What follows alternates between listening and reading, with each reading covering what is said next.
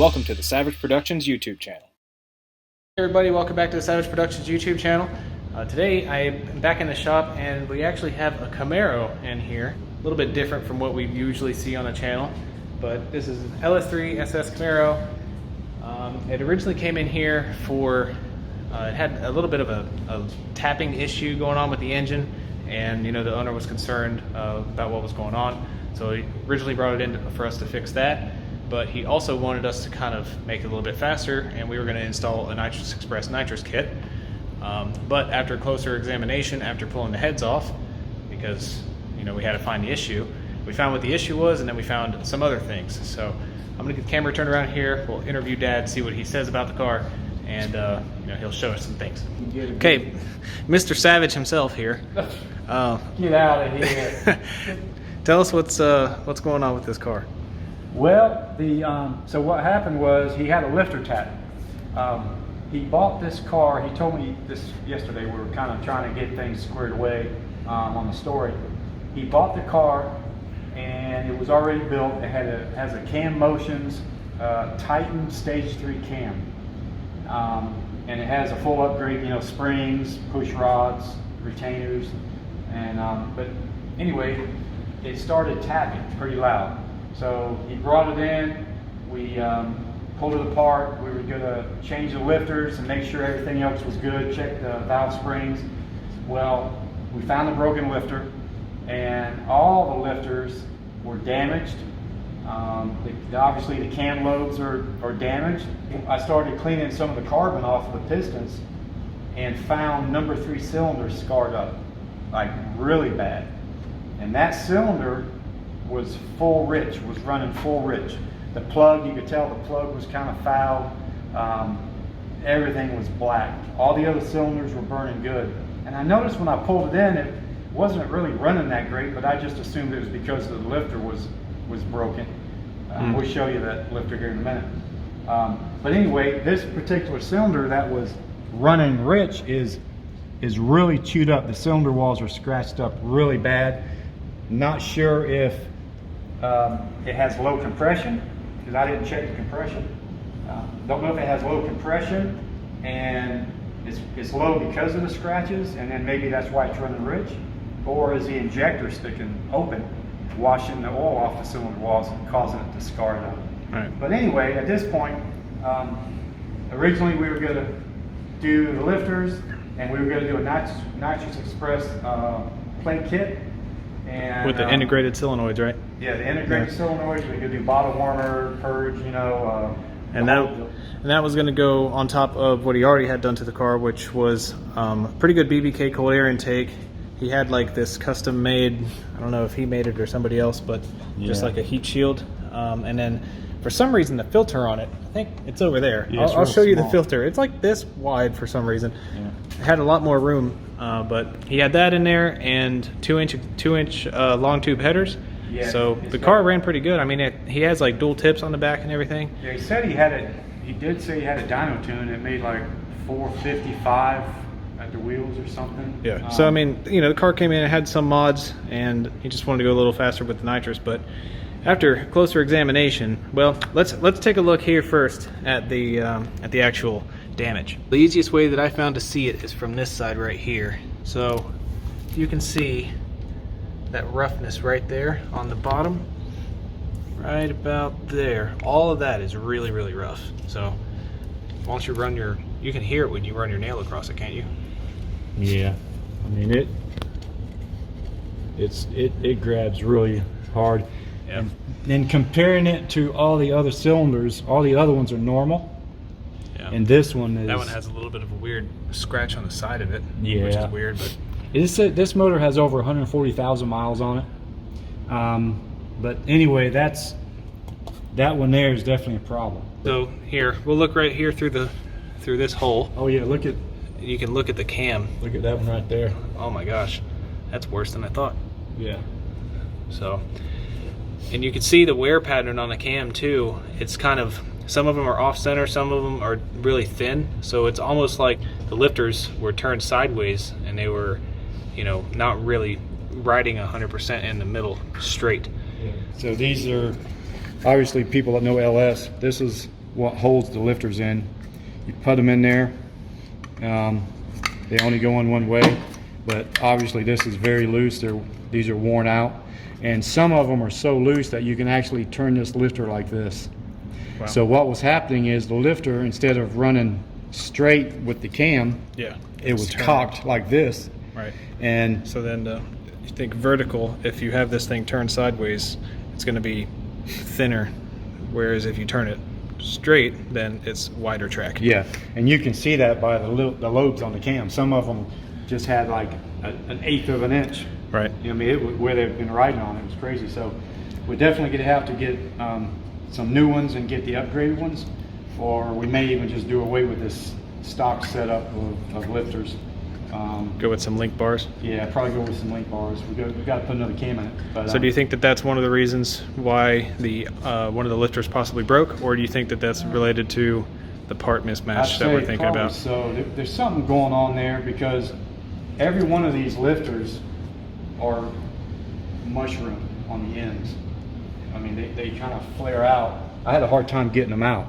Let's see. I mean, oh yeah, there's actually still one stuck in the block. yeah, we couldn't even get it out. We're gonna have to actually beat it down once we pull the cam out. Yeah. I don't know what kind of lifters these are. These might be stock lifters. A lot of people will put LS7 lifters in, but from what I've been told, LS7 lifters are not really an upgrade, especially when you're running a big cam like this one, and spring pressure you got a lot of pressure going on there. Another thing is too, since these are bolt down style rocker arms, pedestal style, you have to have the correct preload. So that's done by the push rod length. These have 7.4 inch push rods, which we don't know. Once we get the cam in, get it all back together, then we'll check the preload and make sure that we have the correct preload, and then we'll know what size push rods to go with. Right. So why don't we go take a look at the other stuff that we have over here. So here's going to be the broken lifter. Right there. This is the one that was causing the noise issue. I think you can actually... Yeah, it does. Yeah, it actually just rattles. It moves up and down. Yeah, so you see part of the little chunk is taken out there. That's no bueno. Yippee. So all the other lifters are out. Got all the head bolts and everything So sitting the here. Trunnion, it's got Texas Speed chrome moly push rods, are 80 wall thickness. I mean, these are good rods. They're all straight. Yeah, so we're going to be basically doing a complete build. We're going to do a 416 stroker. Naturally aspirated build. Naturally aspirated on this. These LS3s you can take them up to actually more than that. You can go with it's going to be a 4-inch crank, 4-inch stroke crank. You can actually put a 4.1 inch, a 4.25, but the most reliable would be a 4-inch stroke crank, and that's going to make a 416, 417. 416 is what I usually hear. Yeah, and we can actually, we're going to go, let's see, it's a 4.060 bore. We're going to have to probably take it to about a 4.075 bore to clean up the scratches on that one cylinder. We can go as much as an 8.0. Now, some companies building motors will take these to a 9.0, but I was told you probably shouldn't go really over 7.5, but we can go an 8.0 if we have to, just to clean up the scratches. I don't know how long he's going to be running with this engine, but he might want bigger cubic inch. Yeah, I mean, but that's pretty, 416 or 17 cubic inches, that's going to be... It'll be pretty hardy. Yeah, and then the cam is pretty decent sized cam that was in it, so we're going to probably go with another one close to that. And he said he didn't want it too radical because he still wants to drive it on the street. But basically, rundown is going to be 416 cubic inch, about 11-to-1 compression because he wants to run 93 octane. Yeah. About the same size cam that was in it last time, which, what was it before? The Cam Motion Titan Stage 3? Yeah, pulls to like 7,200 or something is what it was, a spec. Yeah. But yeah, I want to get with them, and we're just going to get probably a whole new setup. We're going to go through the heads. And them being either Texas Speed or BTR, haven't decided yet. I mean, you can tell it's got, springs and everything, but we don't. Leave your votes down below if you think BTR or Texas Speed. Yeah. So we're gonna take them all apart. We're gonna check spring rates on the springs, see what they are actually, and we might be able to save the springs and then match the cam up to them. But I don't know. I'm kind of leaning towards just doing a complete kit. You know, everything matched, because something in the valve train's not right here. You know, for this going on. I think it's just the lifters are just not capable of handling that much spring pressure or whatever. But who knows? Right. Or the push rods are too long or something. Yeah, the preload might be too much. Might not have enough preload. But we're gonna make sure it's all right. But yeah, it's gonna be pretty nice. I mean, it's gonna make some power. You know, we're thinking what, around 550 wheel? Maybe not quite that much. I mean, if he was to wanted to run E85 and crank the compression up, then it would make that no problem. But I was told that with cam about what was in it, that cubic inch with the intake, not putting the stock heads or anything, it would probably make somewhere around 580 to 600 flywheel. That's what I was told. So pretty solid. Yeah, that's not bad. They were just running. I guess these are just stock head bolts. Yeah, it looked like it. So I mean, we're gonna put ARPs. ARPs, of course. We're gonna do ARPs. We're not gonna do studs on the heads. There's really no reason to. I was told that just head bolts would be fine, and because he's not planning on running no crazy power. Yeah, because after this, I think he's probably going to be going back to nitrous. Probably not going to be doing any boost really. I mean, if he wants to do studs on the heads because he's going to run nitrous down the road, then for a little bit more money, then we'll do studs. But we're definitely going to stud the bottom end. Yeah, it's going to be studded. Right. Found this. Oh, yeah. I haven't taken the heads apart yet. And look, that's a keeper for the valve retainer thing. Yeah, and found it laying. Let's see, where was it laying? That was actually on the block. Really? Yeah, it was laying up where the push rods go. So have you found which one it goes to? No, none of it's missing. What? So yeah. So it was left in there? I guess maybe somebody changed the springs with the heads on at one time. And it just fell in, and they're like, well, I guess we'll send it. I guess. I don't know. It was just laying in there. So it's kind of weird. It was laying on top of the block? In the oil valley there? Yeah. It was just laying. I thought it was a piece of the dang lifter. Yeah. And then I got to looking, I'm like, that ain't a piece of lifter. It was laying right in here. It was like laying right in here somewhere. I'm surprised it didn't fall down in there. Jeez. Yeah. That's crazy. So maybe somebody did a cam swap and didn't do the springs. Yeah, maybe. And then they realized they were having an issue, and then they did the springs with the heads on the car, and that could be why the lock was laying in there. Could be it. And that could be why there's issues. Maybe that's why all the lifters are shot and the cams wore out. Who knows? But we'll get her fixed. If you can't tell, there is no front bumper on the car. There's also, that's why we have this like pour blanket on here. But there's damage here to the fender. But we're actually going to have him hooked up with a local paint and body shop. Yeah, I think he's already dropped the bumper. He bought a new bumper cover and a new fender. Oh, okay. Yeah, I think he's already dropped it off. Oh, yeah. So he's going to spray it. I think luckily it's a black car, so he's just going to spray it black. I don't think he's going to opt to do any blending or anything like that, unless it turns out real bad. But yeah, he got the paint cover. He got that, so thankfully, like this fender, we'll be putting the new fender back on, the bumper cover and everything once it's all done. But good news is that kind of gives us a little bit more leeway.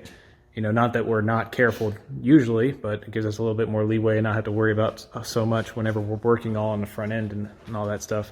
Yeah. I think it was in some kind of accident even before what he did. What he did was like self-inflicted in his garage, but like this, for instance, is like bent a little bit, and some other stuff like clips are broken, and we got to go to all kinds of stuff. But we got to go get the correct clips to put it all back on and stuff for him.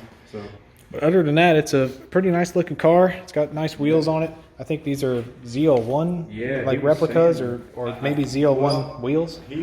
Supposedly he said that they were true ZL1 wheels. Huh. Yeah. So. He brought it to us like right after it rained a bunch, so it's kind of dirty, but we'll probably get it cleaned up before it's all finally delivered to him. But I mean, it's got a nice look to it and everything. Yeah, there's the headers. It's got the dual exhausts. Oh yeah, here's the headers. Yeah, I kind of nice already got 2-inch kind of already had everything cleaned up, ready to go back together, and then of course we've seen the damage. So Yeah, that kind of sucks. Oh yeah, let me show you this. yeah, Here's the BBK, and look at that little filter. Yeah, we're gonna. So cute. We'll put a big one on there for him. Yeah. Oh, freaking new motor will have to breathe. Yeah. So it'll need it. So. This is all left over on another video you'll be seeing here soon. Yeah, we got some new pistons going on. Like I said, another video they'll be seeing. Oh, yeah. Yeah, This guy just wants to talk. Block up today from the machine shop. Yeah, Sitting over there. I'll probably look. We'll probably be recording that right now. Anyway. Oh yeah, and there's another one sitting there. Yeah, we're doing a lot of motors. Yeah, let's see. We have engine block number 1, engine block number 2, leftover Coyote, old engine block, I guess number 3, engine that's going in the other car. Well, these two are being swapped, and then the freaking engine in this thing. Yeah, Not this one we're expecting to do this one like in about 3 days, 4 days. Yeah, now it's turned into a longer term. Now it's going to be a complete. So once we get the motor out, which tomorrow it'll be out, I almost got it ready to come out. We're going to push the car out because we got some other stuff to do. But I got to start putting that one together tomorrow, and go drop this one off at the machine shop. It's a good thing you bought more engine stands. Yeah, yeah. I got one right here. I got to put together still. Well, that's probably where it's going to be sitting on. Good old Harbor Freight. What were they, like $50 a piece? Yeah, they were on sale. That's funny. That's why I got 2 of them. Oh yeah, and the engine that's not technically in my car, but it's sitting at home under my dining room table. Yeah, so that's why this car is going to the house this weekend. Yeah, I know. We need to take my car back to my house, and like I said, it's going to come after that car, which is going to be coming after this car, and probably this project, and also this project. So I don't know. Yeah. We got some work to do. But that's gonna be it for this video. Just came by to kind of give you all a quick update on what's going on with this car. I think this will be a pretty nice project once it's all done. You know, like I said, we've been doing a whole lot of Mustangs and stuff, so it's nice to get some other domestic V8s in here, because that's really what we opened up the shop for. You know, we wanted to have a place where anybody can bring their car here, and it's not going to be too much that we can't handle for sure. You know, he has the right resources and the right skills. Yeah, and the knowledge himself. We're ready to get some help in here, so yeah. Inquire with him. Yeah, yeah, that's the biggest thing. He's taking care of everything himself right now. We'd already really be expanded to probably a better and bigger shop space if we had, you know, the right hours taken care of for the right things. But you know, we'll get there. We'll get it taken care of. That's going to be it. Thank you all for watching. If you like this video, please like it and share if you want to get all of your LS buddies hyped up for what we're working on now in the shop. But thanks for watching. I'll catch you all in another video.